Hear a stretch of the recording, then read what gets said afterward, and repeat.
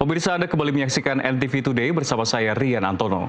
Kemiskinan masih menjadi tantangan utama dalam pembangunan di Indonesia. Dan di tengah keterbatasan anggaran, zakat hadir sebagai kekuatan sosial yang mampu mendorong perubahan nyata. Melalui pengelolaan yang tepat, zakat tidak hanya membantu, namun juga memberdayakan. Hari ini kita akan membahas peran zakat dalam pengentasan kemiskinan, serta kontribusi inisiatif Zakat Indonesia dalam menciptakan kemandirian. Dan sudah hadir bersama kami di studio, Direktur Utama Inisiatif Zakat Indonesia, Wildan Dewayana.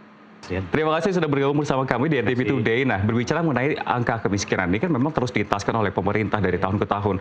2024 ke 2025 menurun, kita melihat angka di Maret 2025 ini menurun menjadi 8,57%. Tapi yang menjadi pertanyaan adalah sebenarnya bagaimana gambaran kondisi kemiskinan di Indonesia saat ini dan mengapa zakat dikatakan relevan untuk membantu pengentasannya? Ya, baik Mas, terima kasih. Saya kira memang isu kemiskinan adalah isu yang memang masih sangat penting ya di Indonesia karena ini menjadi PR kita bersama. Jadi jumlah masyarakat miskin memang masih sangat besar, sekitar 23 juta lebih itu ya. Dengan catatan yang memang ada di level yang lebih rendah, miskin ekstrim juga sekitar lebih dari 2 juta orang. Walaupun memang ada isu kriteria atau acuan yang digunakan ya. Bahkan kalau kita menggunakan acuan dari Bank Dunia yang ada di level miskin ekstrim itu angkanya jauh berlipat ya, sekitar 5,4% itu ya. Jadi taruhlah misalnya di 2 juta. Nah ini saya kira memang menjadi PR kita bersama karena yang pertama kemiskinan itu isu yang persisten ya. Artinya memang walaupun ada kemajuan seperti yang tadi disampaikan, tapi ini masih merupakan tantangan ya. Karena jumlah besarnya angka kemiskinan dan sebarannya yang begitu luas. Misalnya untuk kasus miskin ekstrim aja itu kan tersebar setidaknya di 117 titik ya di 8 provinsi prioritas, dan itu saya kira memang butuh penanganan yang memang luar biasa. Yang kedua, memang ini persoalan yang sangat multidimensi ya. Jadi tidak ada pendekatan tunggal untuk bisa mengentaskan isu kemiskinan. Ini butuh pendekatan multisektor, butuh keterlibatan semua pihak gitu agar kemudian rame-rame kita keroyok dengan pendekatan yang tepat dengan orkestrasi yang solid, itu kemudian bisa kita entaskan bersama-sama.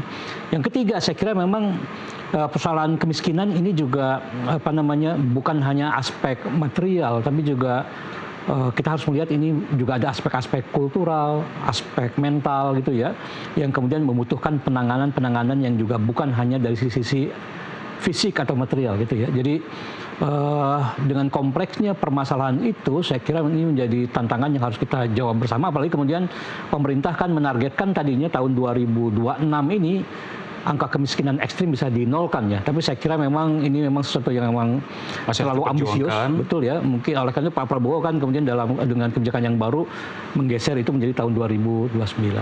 Nah terkait dengan zakat, saya kira ini punya kaitan yang sangat kuat ya. Karena pertama misalnya zakat itu dari sisi saluran ya. Jadi orang-orang yang berhak untuk menerima zakat, yang pertama adalah golongan atau asnaf biasa disebut fakir dan miskin. Dari situ aja kita bisa melihat memang spirit dari zakat adalah untuk bisa mengintervensi masyarakat di segmen itu ya.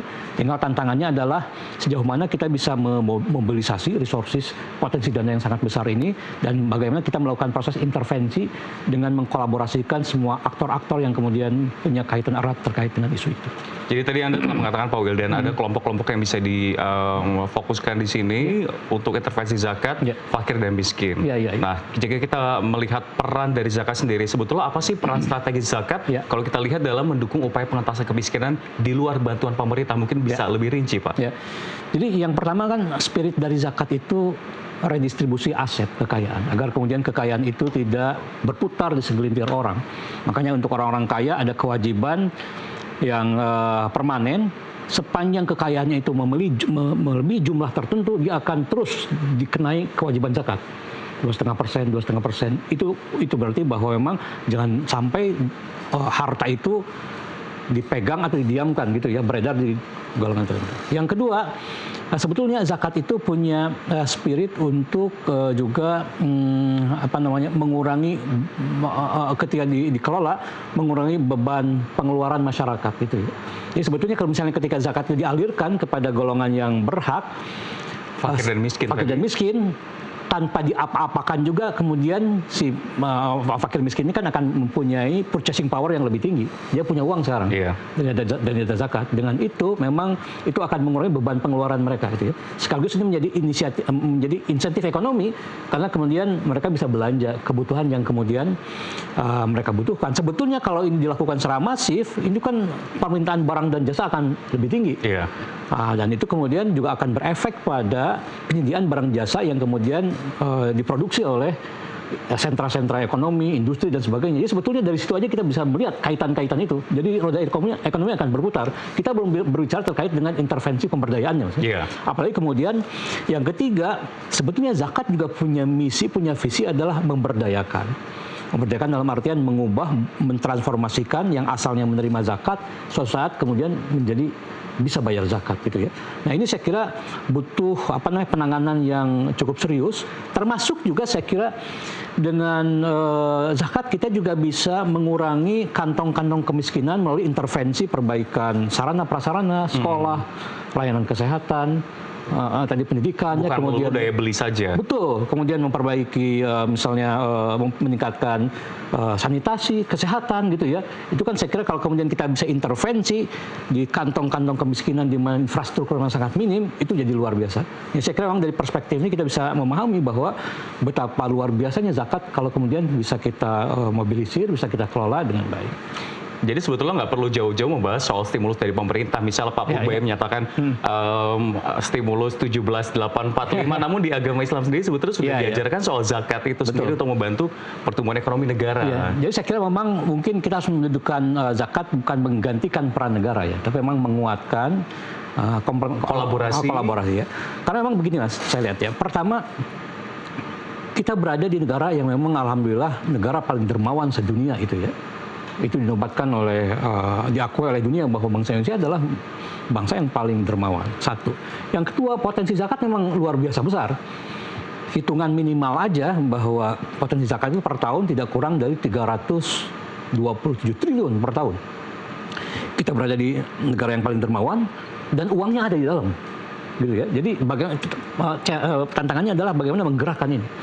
Yang ketiga, zakat itu kewajiban agama.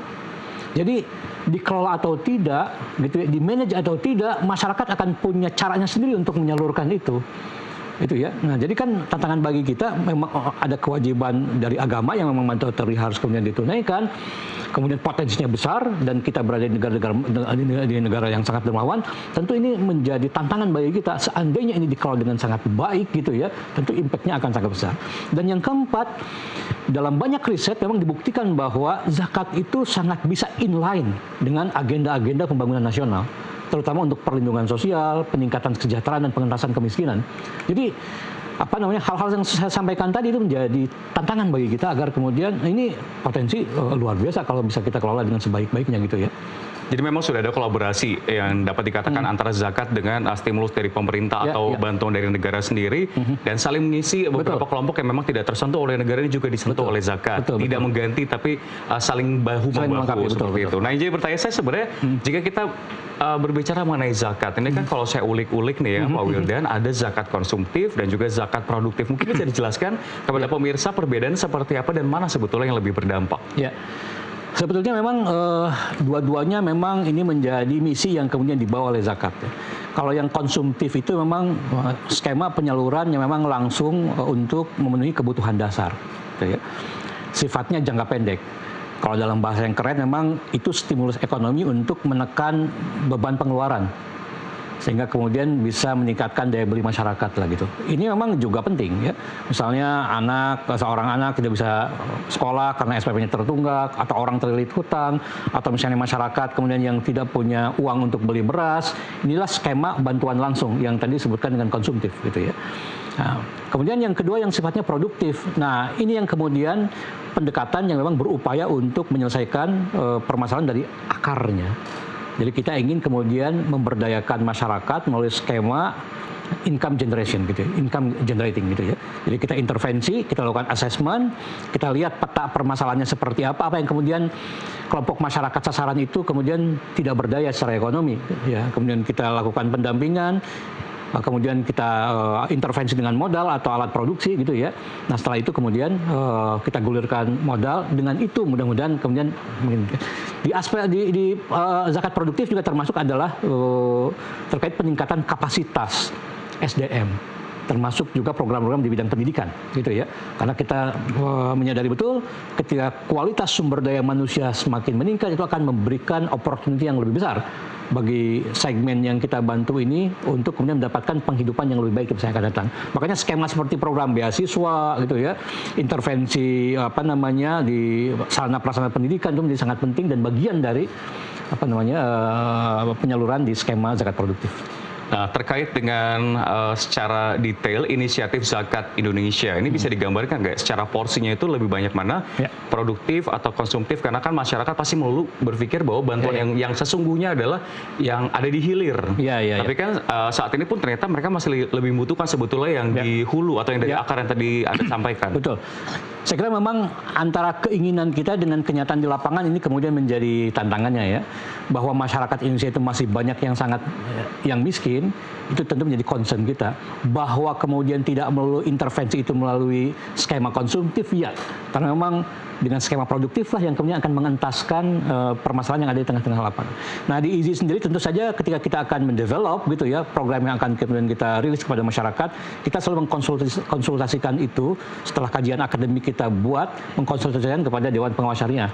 Karena zakat ini kan instrumen syariat, sehingga ketika kita ingin menyalurkan atau menggunakan dana itu harus dipastikan bahwa koridor syariah kemudian membolehkan itu. Nah kebijakan 3 tahun ini memang masih besar di konsumtifnya, 60-40. Karena kita melihat bahwa masyarakat yang memang ada di kelompok yang sangat rentan ini masih sangat banyak gitu ya. Sehingga kemudian 60% dari dana yang kita kelola kemudian digulirkan untuk program konsumtif. Bentuknya macam-macam. Ada misalnya program mulia inisiatif.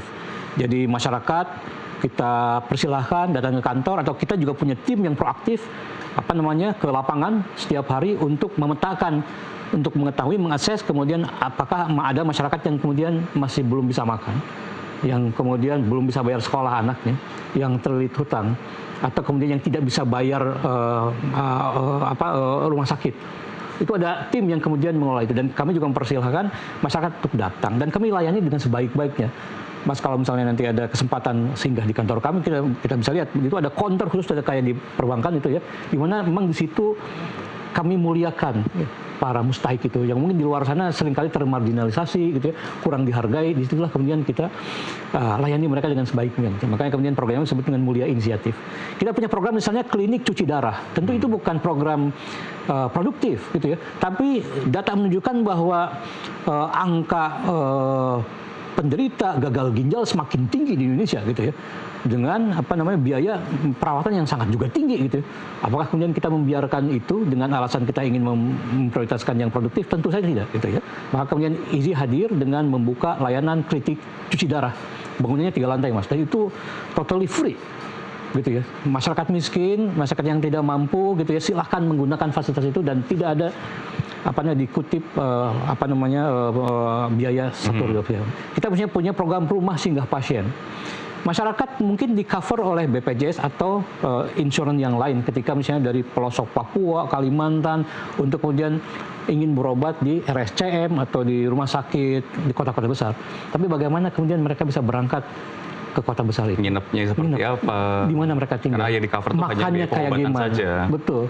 Tidurnya bagaimana? Begitu ya. Nah, kami mendirikan sekarang ada sekitar 13 rumah singgah pasien di 13 kota besar yang punya rumah sakit rujukan. Ya, biasanya itu kan untuk cancer biasanya ya. Cancer, betul, untuk macam-macam. Nah, kita persilahkan, kita layani, kita siapkan juga mobil ambulans yang kemudian bisa ngantar mereka tiap hari. Kemudian kita juga siapkan bukannya untuk pasien tapi juga untuk pendampingnya, sehingga kemudian bisa didampingi. Nah, itu contoh-contoh program penyaluran konsumtif yang kan disebut dengan program konsumtif yang strategik gitu ya. Karena itu diharapkan kemudian bisa memenuhi kebutuhan dasar. Ya. Nah, di luar itu tentu ada program produktif. Kami punya misalnya sekarang Smart Farm Academy. Itu program intervensi di bidang pertanian. Kami sekarang mengelola lebih dari 500 hektar, Mas. Baik. Dan petaninya itu petani muda, milenial gitu ya, anak-anak muda itu ya. Nah dari situ kemudian kita berdayakan tingkatkan pendapatannya dan sebagainya. Program-program produktif yang lain misalnya ada intervensi dalam pemberdayaan ekonomi dalam bentuk lapak berkah. Kemudian juga di sektor pendidikan kita juga ada beasiswa zakat Indonesia, ada beasiswa pelajar dan lain-lain. Itu kita padukan agar kemudian bisa memenuhi objektif yang kemudian kita harapkan sejak awal bahwa zakat itu memang memberdayakan. Baik, Pak William, kita akan mengulik sebetulnya seperti apa nanti potensi zakat di Indonesia, namun usai jeda. Jadi tetaplah bersama kami pemirsa, karena dialog di NTV Today akan kami lanjutkan usai jeda. Tetaplah bersama kami. Terima kasih.